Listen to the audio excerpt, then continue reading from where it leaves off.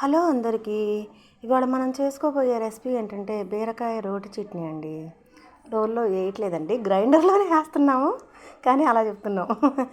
Okay, కళాయి అలా పెట్టేసుకొని కొంచెం నూనె వేసుకొని బీరకాయలు చేదో తీపో చూసుకుని అలా ముక్కలు కట్ చేసేసుకొని పచ్చిమిరపకాయలు వేసి అలా మగ్గించుకోండి.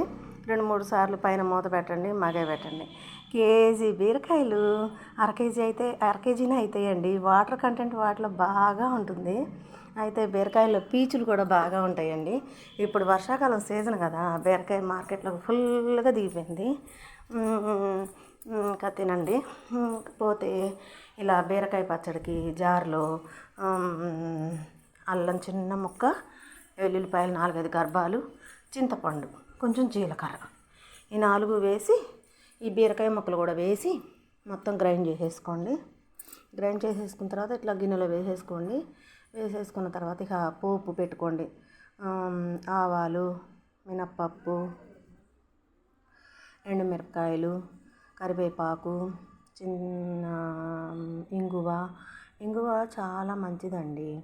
ఇంగువ ఎలా అంటే మనకి ఏదైనా అరుగుదల లేదనుకోండి, ఇంగువ తడిపి ట్యాబ్లెట్ లాగా చేసి నోట్లో వేసుకుంటే పొద్దున, మధ్యాహ్నం, రాత్రి డైజెస్టివ్ సిస్టమ్ బాగా పనిచేస్తుందండి ఇంగువకి.